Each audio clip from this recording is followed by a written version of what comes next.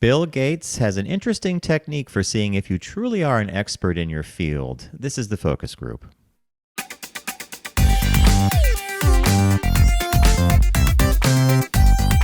They're all business, except when they're not. It's the Focus Group with Tim Bennett and John Nash.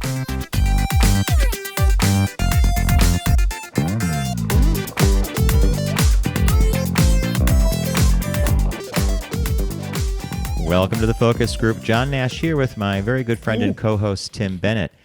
Tim, are we 15 years strong at Are we 15 years strong at this point? We are, Mr. Nash. We started in March of 2008.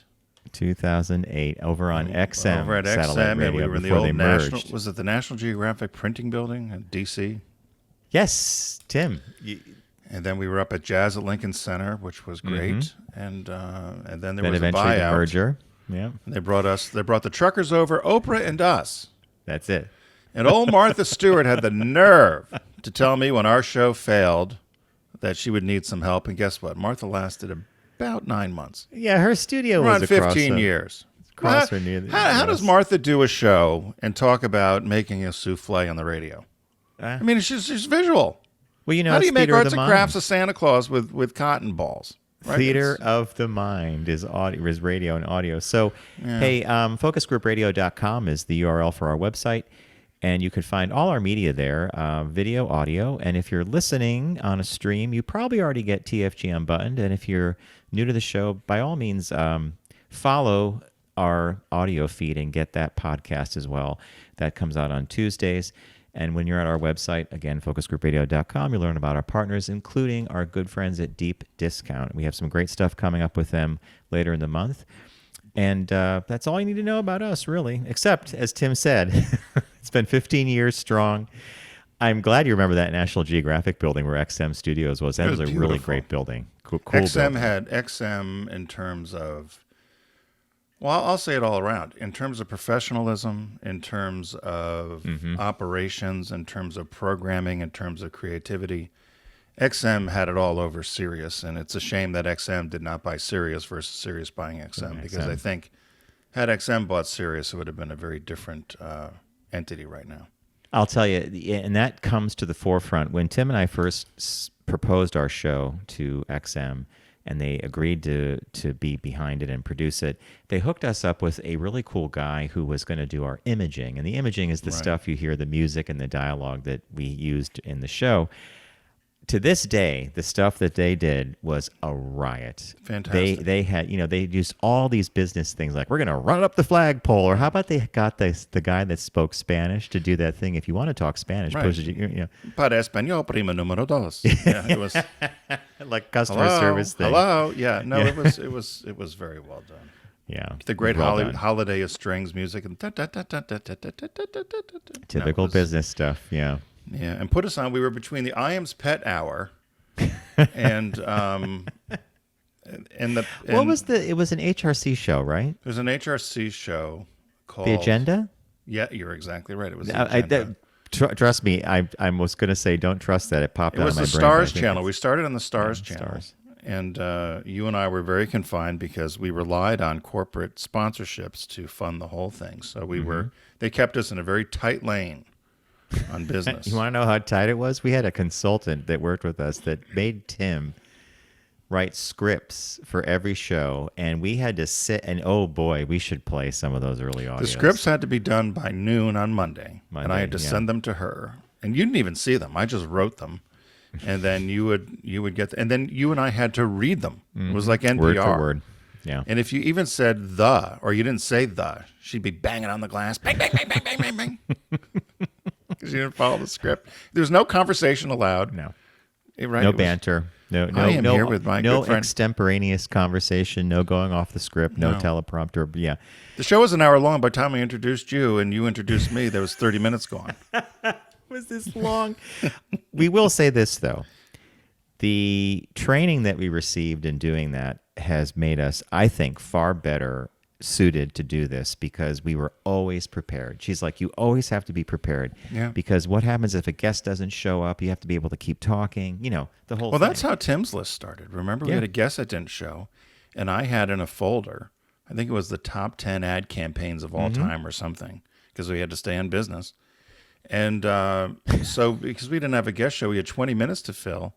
And then at the end of it, with the phones went crazy, people were calling, and then you're like, I think we should do this as a segment. Yeah, so it you was said, great. And Tim's List became an institution. Right, and then so much so that I was poor man out. I didn't have a game, so I invented. You got the John Says Pick That Flick. John Says Pick That Flick, yeah. Which was fun, too. The only one time somebody didn't know, I think, was it the clock or the big clock or something? Big clock. You're right. You're exactly Bob right. had helped pick, and nobody. It's the only time someone did not get the clue, because you had said that every movie has someone has a favorite movie. That's every movie someone's favorite, I think is what you used to say. And I was amazed at some of the stuff. You had done one just a soundscape of sci-fi. Was it? It was the various sounds the transporter made in Star Trek movies, and how those people got every single one right. Yeah, I couldn't. And another thing I would say as we go into the show is when we were proposing the show, everybody thought we were going to be talking about like a Jim Cramer thing, stock picks, and because we said it was business. What we how really to open meant a FedEx was, store. Yeah. What we really meant was this is about people's lives 9 to 5, the water cooler conversations, here's what I did over the weekend, that kind of thing. Office culture and office politics stuff and fun banter. But everybody said, is that business? Like, yeah, that's business. Because we always used to say, you are 40 hours a week is a pretty big part of your identity, right? Yeah. And we talked, and we did have the people we would have on were captains of industry and captain, yeah. Yeah, we had I think the highest ranking woman on Wall Street, or Forbes magazine's top women in business. I mean, we had a lot of great guests on. By the way, I think we mentioned it once before in this Trump trial with the Lisa Birnbach was. I told she you that, was right? a witness. We talked about that. Was a witness. Yeah. She was on our show 2 or 3 times. She was great, a great guest. And we had lots of and she had written the Preppy Handbook. Right, yeah. And then her new book, True Prep with Chip Kidd. But, we had lots of and that's how the business birthday came out as well, was that we had not typical celebrity birthday or not typical celebrity guests. We would bring on people that we felt were interesting that you may not have heard of. And then, of course, we proposed, and I'll say this too, Greenstein, we proposed the Wharton Channel, and I saved that, John. I still have the original proposal for the Wharton School, though, and I went over and talked to them. They said they weren't interested. In 2 years later, when Greenstein's kid tried to get in Wharton, all of a sudden there was a Wharton Channel. Yep. And, of course, it's no longer on the air. I was going to ask you that. I'm glad you brought it up, because I was wondering if it was still around, but I guess not. We're the lone surviving bitch. Us and DNR. Derek and Romaine, DNR. Derek Romaine, yeah. So don't get me going. So if you're new to the broadcast and you just learned something about Tim and myself, we do banter like we just did. We have a segment called Caught Our Eye, where we bring news articles and items to each other's attention. We rarely get the same ones, which is always fun. This week we're launching a segment called Road to Pride, where we're going to be introducing you to some interesting and cool nonprofits that are in the LGBTQ space. Take a quick break. We have a business birthday, the only show in the universe that does that, and we have a quick shop talk, which I teased at the beginning, about Bill Gates' technique for seeing if you're truly an expert in certain areas. So without further ado, Mr. Bennett, what caught your eye? What caught your eye? Here's what Tim and John found. So, John, when I sent this to you, that I said karma, what did I say? Karma's a bitch, or karma? I forget exactly what I said. Makes a visit. Karma makes a visit. So, this is fascinating to me. I can't wait to hear this. Well, so I was doing a little bit of cleaning, housekeeping. And, it's Pride season, so you and I will start getting the calls about the Subaru campaign from the 20-somethings who never heard about it. So so I found a box of letters that I'd received at my time at Subaru, telling me I was going to hell and I was a heathen, I was a pedophile, a million other things, going to burn in hell.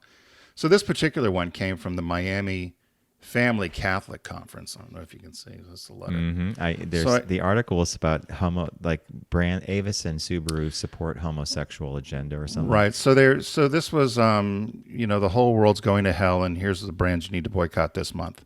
And they gave phone numbers and contact information and what to do, and they talked about the campaign we did, Get Out and Stay Out. They talked about it's not a choice, it's the way we're built. They talked about how lewd and horrifying we were by taking out a 3 or 4-page spread. Actually, the ad I found, I kept this was in the magazine. Looked fantastic, by the way. It was a fold-out gatefold. I remember that one. Yeah. But it went through Subaru celebrating first automaker to sponsor HRC, extended partnership benefits, L-Word, some of the other awards we had won, the Rainbow Endowment, so forth. It goes on and on and on.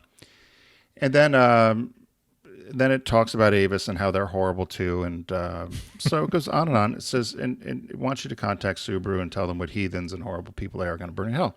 At the bottom, there's a little asterisk, and it says, "This is why we don't ever consider your automobiles for our family." Shane Whitfield signed it with his address. So I saw that. I thought, well, I wonder what old Shane Whitfield's doing. So I went to the Google machine and typed it in, and I searched and searched and searched. And if you're watching, you'll find a little spread up there. He's serving life in prison for sexual battery on a child under 12. And also this is truly the Shane... The same one, right? Same one in the panhandle of Florida who called me a heathen and a this and a that. He's in prison for life with no parole for abusing, horrifying. They said that I read what he actually did, but molestation of a 12-year-old girl over a period of 2 years. But has a long arrest record. I mean, also he had exposed himself in 1991 to a woman at FSU. And I checked and checked and checked to make sure this was the guy. I am 99% sure this is the one, based upon all the backtracking I can do and the address that he provided. And I just thought this was hilarious because I've done this with other things where these letters, where these people that put their names in there, I'm like, I wonder what they're doing now. Tim, this is a whole new segment. So poor Shane Whitfield is spending life in prison for his for child abuse, essentially. Wow. And Happy Pride. Was he doing this with this other person? Yeah, the other guy was caught with him. Yeah. So there's a guy named Bobby Ray. Bobby Ray Sanders. Yeah, and Shane Whitfield, Florida Panhandle, and but I love the this is why we don't ever consider. Well, you're not going to consider any cars. You got life in prison. You're not getting out. No parole. So you got life without parole. So you won't be buying a car. So I'll have to let Subaru know that he won't be purchasing as a. When I put this panel together with the pictures you sent, it took me a moment to realize, because of the way the photograph was done, that you had that was an article that you saved, because I saw the edge of your laptop. Yeah. That you had laid it down, you took a picture, and then you did a zoom in to get that bottom thing. Yeah, I didn't want to show his address. Yeah, no. And then this article, and this is what I look. We could say this is hilarious. I think it's a horrible crime. It's a horrible crime. And I just want to be categorically, it's horrible crime. But why do we see this pattern happen all the time? Over and over and over again. We're the ones who wag their fingers the most at the unchristian behavior, or you're going to burn in hell, whatever. They do the most heinous things. Like there's been a spate of youth pastors who've been convicted of child molestation as well recently. I mean, and yeah, Baltimore and Ohio, there were two priests that just got in trouble. One for sex trafficking young kids, and the other one for misbehaving, of course. But it's funny. We had a listener that. By the way, bravo on your detective work. Well, I have to give credit, and I should remember. I can see who the person is, but unless I go to Facebook to our page and look for it, there's one of our listeners who actually. We had talked about this on the show once, way back when we could have callers in the studio, and watching the old buzzer game shows. Yes, it would be like Sally Jones from East Burbank, Ohio, or whatever, and then you would look them up and see what they were doing. So this was 40 years ago. They were on Concentration or whatever the show was, and see what happened to them. And you'll find out they've had a tragic death or something crazy happened to them, or they just lived a very good life. And their obit says, oh, they were once a contestant on X game show. And so one of our listeners had done that quite a bit when he would sit home and watch and just Google these people's names as they'd come up on, Press Your Luck or Seriously? Jeopardy. I started doing that as well. I thought, I wonder what's happened to some of these people on Match Game. There'd be somebody on Match Game with a name, and you look them up and find out they ended up being a music teacher in Michigan or something. But this here, I thought, this was funny because they gave their address and the whole deal. And so when I do that, I look them up to see where they are. And I was shocked with this one. I thought this will be what caught my eye this week. So. It caught not just your eye, it caught my attention. And I want this to be a new segment. New segment. I'll have to go dig through the box, see what we can find. Oh, man, Where are they now? Where are they now? Where are they now? I'm glad you saved this stuff. The homophobic or the anti-LGBTQ potential customers for Subaru. Where are they now? That's a good idea. It's a very good one. What caught your eye, Mr. Nash? Well, I couldn't be any further from this. And the headline really just says it all. Strippers are confirming we're in a recession. Well, you're not so far off, really. We go from, where are they now?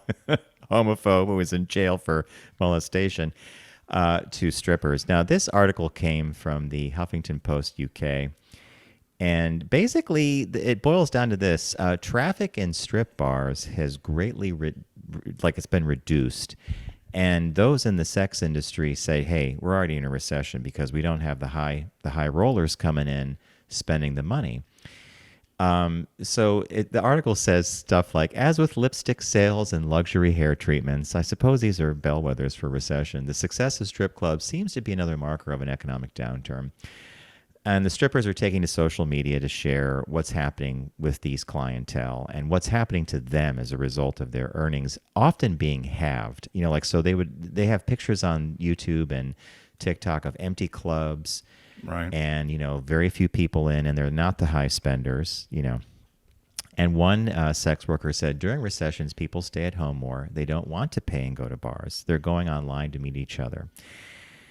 And so this was another interesting thing to me. Data from the IBIS World, it's like an economic group. They looked at the profit of U.S. strip clubs, and basically it's been in the decline. It used to be on the growth. So between 2012 and 2017, a strip club could kind of look at their business and think they were going to get a 4.9% increase in business every year. But then it slowed down to a 1.9 from 2013 to 2018.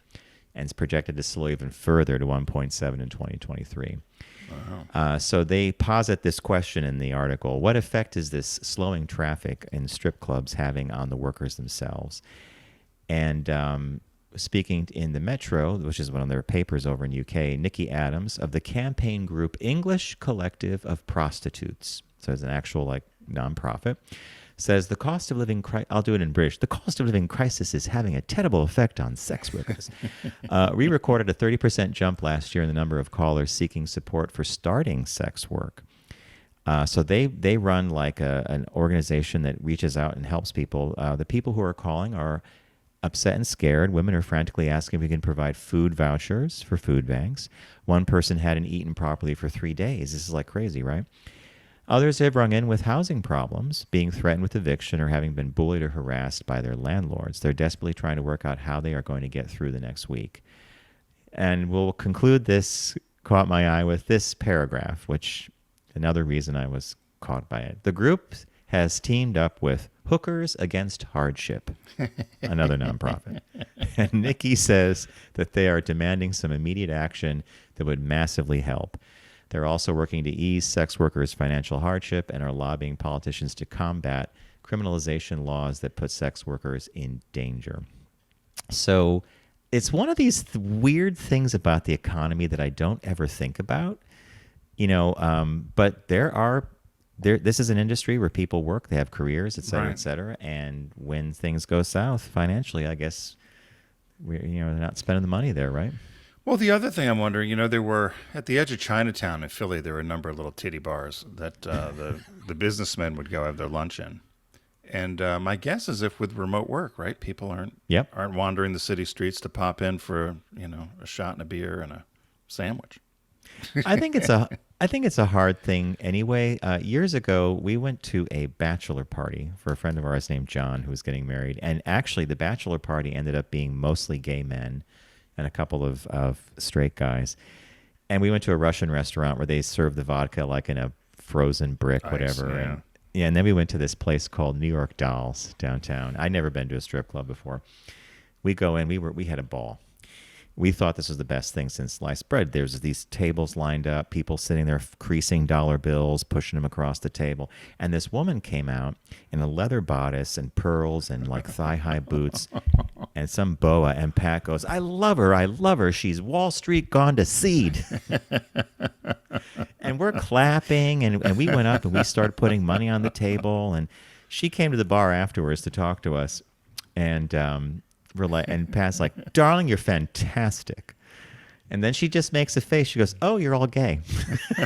I'm not getting any money here. Yeah, no coin there. No lap coin. dances here. No one wants to see the tour of the back room. Yeah, so there you go. Was that your first time at a strip club? Strip club, yeah. God, I used to have to do that with the Subaru people all the time. I hated it. It was part of your job description. Part of the gig. We right? go to the plant, and I used to go to the plant in the strip club.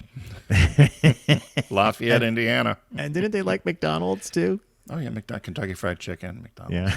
Yeah. So there you go. Yeah, there's a time and a place.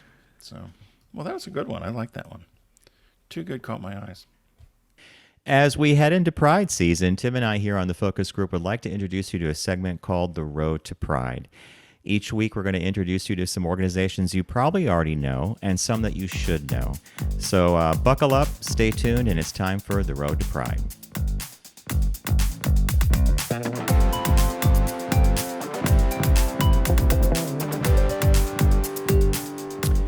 One of the first organizations we'd like to introduce you to here on The Road to Pride is one of our personal favorites. It's called Centerlink, and it's the community of LGBTQ centers. Its senior development director is one Amhir Hidalgo, who's joining us now. He is super cool. So you got to live up to that, Amhir. So welcome. And, Tim and I are marketing guys, so we love to say things in marketing speak. So give us the elevator pitch for Centerlink. Thank you, John, and thank you, Tim, for having me and for letting me speak about Centerlink today. So Centerlink, we've been around since 1994, and we are really just here to help and strengthen and support and connect our amazing community centers around the country and around the world. As you can imagine, our community centers really serve the grassroots movement. We are there on the ground helping provide healthcare services, social, cultural services to our community members, and they, really are the front door to our community.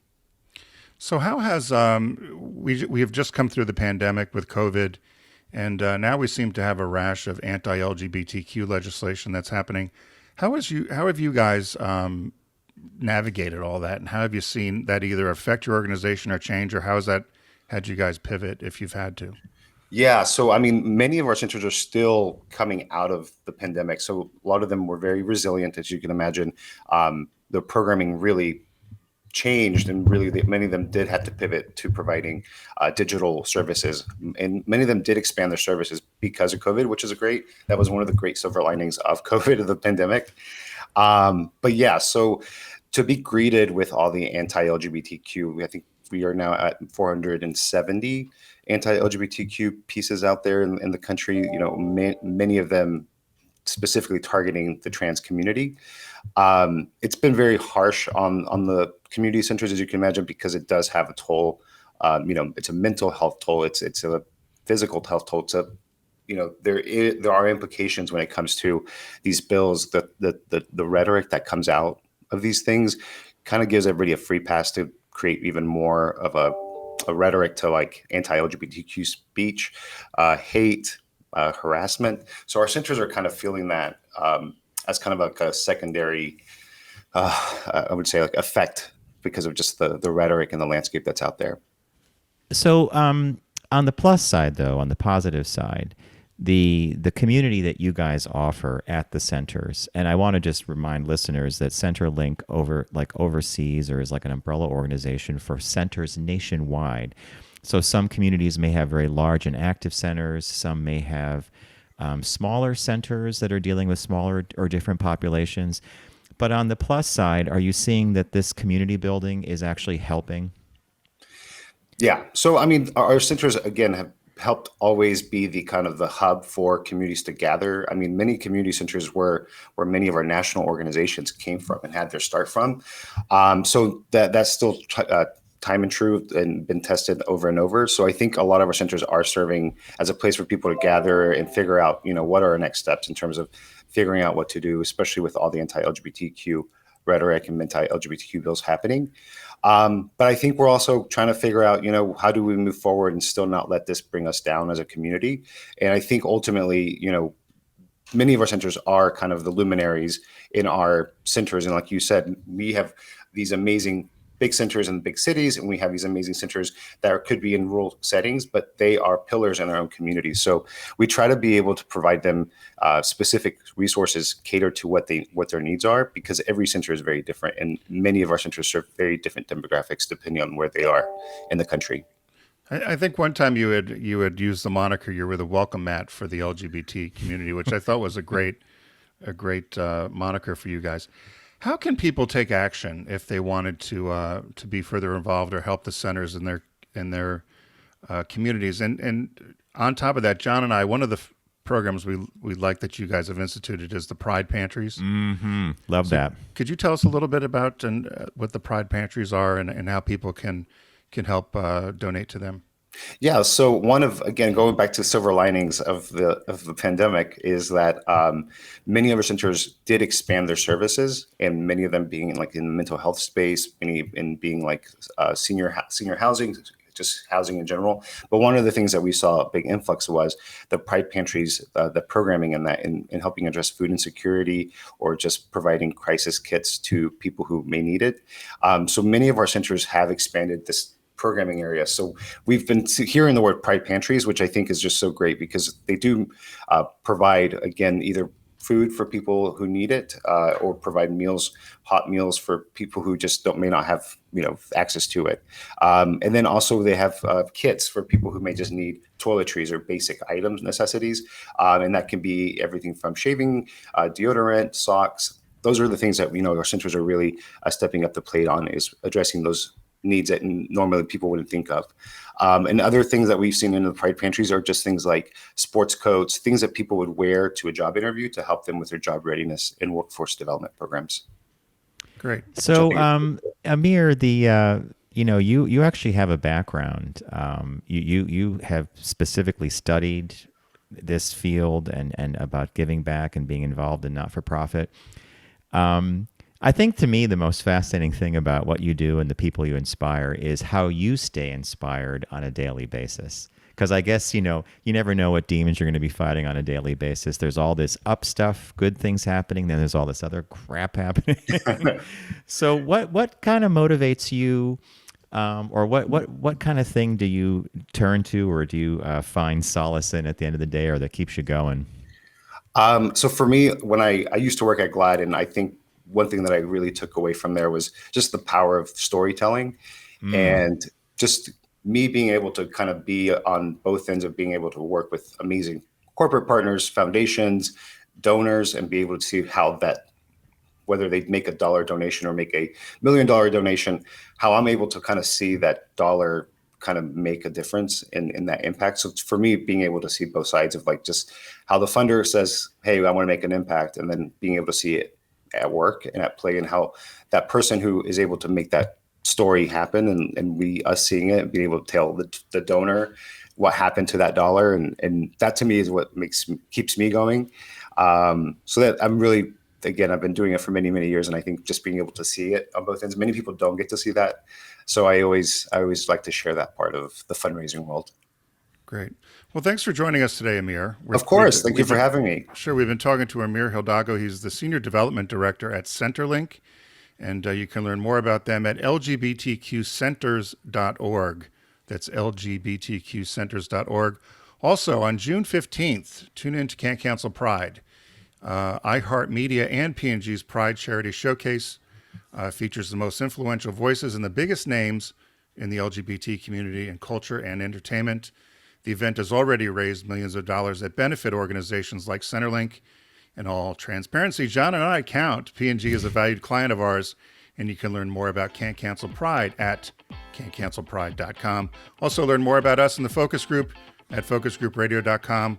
We want to hope everyone stays safe and healthy on the road to Pride.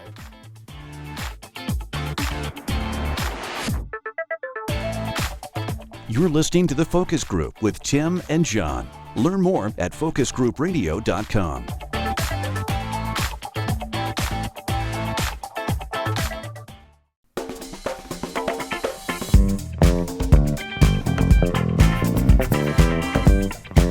Now back to The Focus Group with Tim and John. Available pretty much everywhere.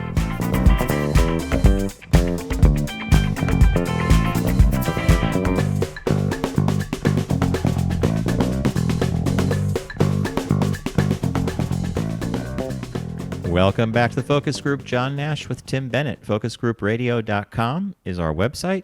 You'll learn all about us there, including the Tuesday podcast TFGM button. If you're already following us on audio, Spotify, iTunes, you name your platform, we're probably there, Pandora. You probably already get unbuttoned as well. So if you're not and you're new to the show, well, there you go. That's something new to add to your little audio list there, right? Yep. So without further ado, here on we have Business Birthday here on the Focus Group, only show in the universe, and here we go. Everyone does celebrity birthday greetings, but the Focus Group is the only show in the universe that celebrates business birthdays. So happy birthday to Frederick McKinley Jones. He was born May 17th in 1893. He died in 1961 at 67 years of age. Frederick Jones was a prolific early 20th century black inventor who helped revolutionize both the cinema and refrigeration industries. Between 1919 and 1945, he had more than 60 patents and inventions. A big chunk of them revolved around automatic refrigeration systems for trucks, which greatly changed the grocery industry in terms of moving produce and moving goods around that need to be refrigerated. He also co-founded Thermo King, which to this day is one of the leading manufacturers of trailers that have refrigeration systems in them. He was born in Kentucky to an Irish father and an African-American mother. His mother died when he was very young, and he was left with his father, who was unable to really care for him. His father was a railroad worker and was often gone a lot. So he was left with a Catholic priest in Cincinnati who essentially raised him. And when he was 8 years old, his dad also then died, so he was raised within the church for a while. He went to school but dropped out. They said by 14 years old, he was done with school. But he spent an awful lot of time tinkering and doing odd jobs, and he loved to work on things and was largely self-taught. So he went into the military, and while he was there, he was serving in an all-black unit in World War I. But they took him out of the unit and put him on the base to help them rewire all the electricity, telephone, and telegraph services, because he was the only one that knew how to do this certain technology. So he ended up serving, but he served in a different capacity there at the base. And when he was done with the military, he moved to Minnesota. And he began to try to study electronics there. And he had built the very first transmitter for a local radio station. And to make ends meet, he used to help doctors get around because they would make house calls in the winter. And anyone who knows Minnesota knows they get a lot of snow. It was tough to navigate and get doctors to these home visits. So he developed a snowmobile, which they called a snow machine. So they just call it the snow machine. Called a snow machine, and which is what Sarah Palin calls them in Alaska, snow machines. But so he attached skis to the undercarriage of an old airplane body, and then he attached a propeller, and that was the original snow machine that would move people around. He can get them on the ice and the snow, and he would make his visits. And while he was carrying doctors to certain places, they would complain about not being able to get patients to get x-rayed. So if you're in someone's house, you need an x-ray. So he actually developed and created an x-ray machine that the doctors can take, a portable x-ray machine that he patented that doctors could use on site on these home visits. And so that was another thing he came up with. He also worked with a lot of motion picture devices. He was able to help with synchronization of sound to voice on the wow, that alone. Right. It was called the Ultraphone sound system, and he was hired as the engineer to work on that equipment. And he was able to take silent movie projectors and talking projectors and develop this stabilizer, they said, which would improve not only picture quality but sound quality and synchronization to to films. And it was later sold to RCA, the technology. And again, they said a lot of that technology is still used today. He also, while he was working in the industry for films, people complained about tickets, so he created a ticket dispensing machine. So the kind where it comes up to the slot. Little tickets come out, yeah. So he did a number of things. Field hospitals. They said this. Where he really made his money, though, was in refrigeration. Everything from storing blood. The military were the very first to buy these air-conditioned or these refrigerated trailers and portable units. They said it was good for hospitals, of course, but particularly medicines, blood transfusions, all those things that needed to keep products cold, and then, of course, change the grocery industry. So he died. His last patent was for a thermostat right before he died in 1961. And but as I said, he has over 60-some patents. And so just a inventor. Love this guy, by the way. So because the range of the things, the problems that he solved, they were around him, right? Yeah. Shuttling doctors around on the ice and snow. Okay, I'm going to... And by the way, that snow machine with the propeller on the back, that looks a bit dangerous to me. You don't want to be on the back end of that propeller. But syncing sound and audio, I mean, as the talkies and came in, right? Huge. And we never even think of something like a ticket dispenser, do you? No. And they said, the grocery chains, they said before they had this the Thermo King and these portable trailers with the refrigeration. Refrigeration, yeah. They said he essentially invented the frozen food industry because these grocers were then allowed to ship food, not only over road as we do, but around the globe. And so it really transformed from just doing canned goods to this frozen food industry. What a remarkable guy, and to have no mom at such an early age, right? And then your dad when you're 8. Yeah. There's a lot of, he was the first black inventor to receive many honors. I mean, there's 3 pages of honors he's received, from inventions to declarations from government and from military and so forth. He did say something I thought was funny. He said when he moved to Minnesota, he said he was able to work on anything he wanted to because they viewed him not as a African-American person where he would receive prejudice so much across the country, but they viewed him at the content of his character, and which we've heard from Martin Luther King, right? Famous speech. Mm-hmm. But he said this way before Martin Luther King. So I was wondering whether this was something maybe Martin Luther King borrowed. Picked up. Yeah. But he said he was able to really excel and learned a lot living in Minnesota because the people there just viewed him as a smart person that could get things solved, rather than viewing him as simply a black man. Amazing. Yeah. And think about that, the late 1800s to the 1900s. It's did a great job. Nice, good business birthday, Tim. I like him. Yeah. So that's our business birthday. All right, as I teased at the very start of the show, Bill Gates was recently in the news or an article, and it was about this ultimate test of whether you know a topic or not. This is a really short one, but we thought we'd entertain you with this because I find it fascinating. His thesis is this: you'll know your merit as a professional or your level or your depth of expertise by how well you can explain what you do or things to children. So, for example, the Microsoft's founder, has a lifelong love of math, and he was put to the test when he tried explaining mathematical concepts to his then school-age children. It didn't go as smoothly as he thought. In fact, it didn't go well at all. And he said learning with kids and seeing what's confusing to them, what's easy for them, is kind of the ultimate test of whether you know a topic. And the more I thought about this, this transcends a lot of different things. Think about calling customer support. Let's say you have an Apple computer and you need support, and you get someone on the phone and they begin asking you a series of questions. They never lose their patience. They're calm, and they get the problem solved for you. That's an art. That's an expertise, and they never know who's on the end of the phone. It could be someone. It could be your grandmother, right, who's trying to have her iPad fixed. So this idea of being able to give a concept to a child and let them get it is amazing to me. I just thought it was a fun piece. Yeah, I liked it too, and I tried to figure it out myself to think. It's always that question. A little kid asks you, "Why is the sky blue?" Blue, yeah. I don't know. Do you? I don't know if I can explain why it's blue. Can you? Yes, you can. But the question is, can you explain it for a child to understand? Yeah, I don't think I can understand it. So if I'm you not said sure.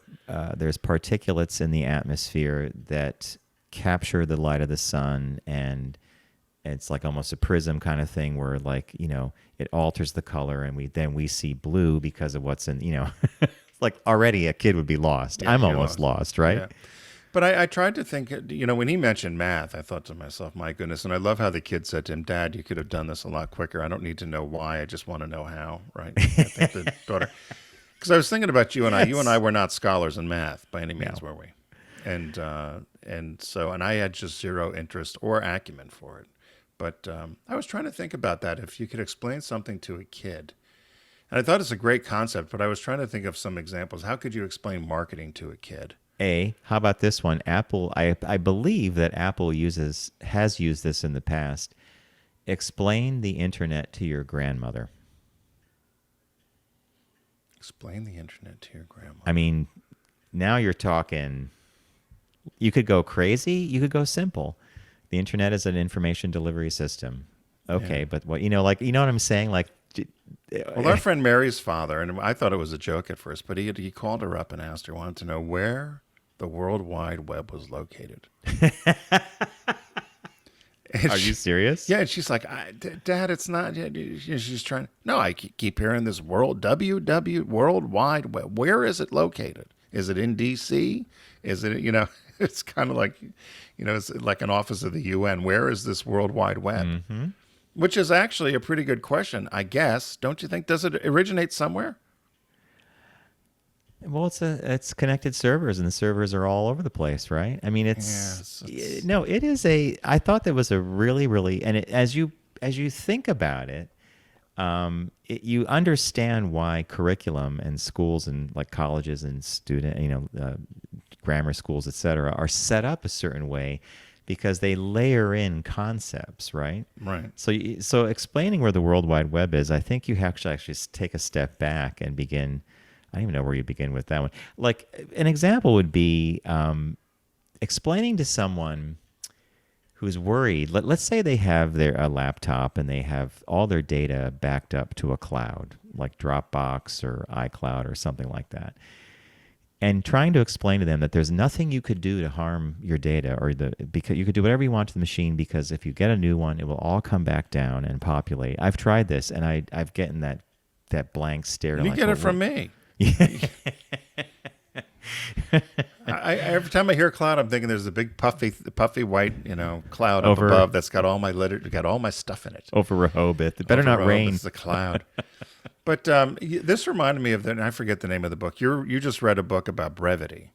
Yes. Right? Smart Brevity. Smart Brevity. And I thought this was a similar concept, right? Because the whole thing was, how do you get your point across succinctly and without all the extemporaneous clutter, right?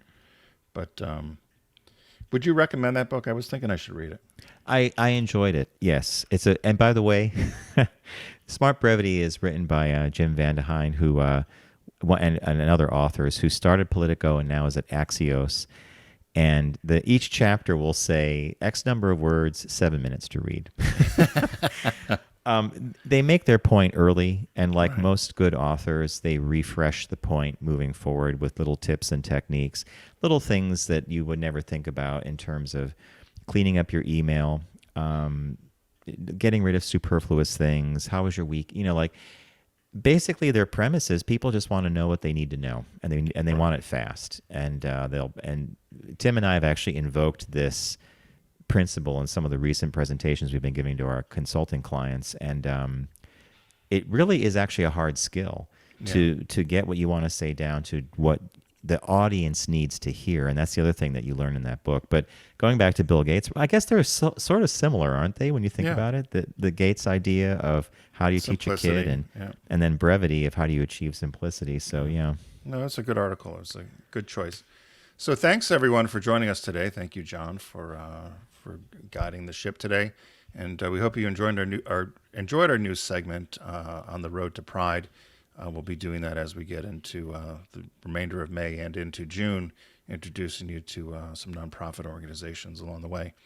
Remember to check us out at focusgroupradio.com. You'll find our podcast there. Please follow us on your platforms of choice, as well as liking us at your platforms as well for our show here.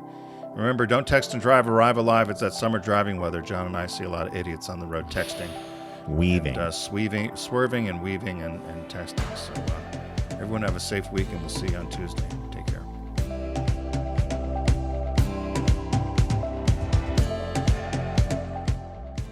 It's The Focus Group with Tim Bennett and John Nash. Accessible on all platforms. Subscribe, like, and rate us on your platform of choice. Learn more at focusgroupradio.com. That was a stunning focus group.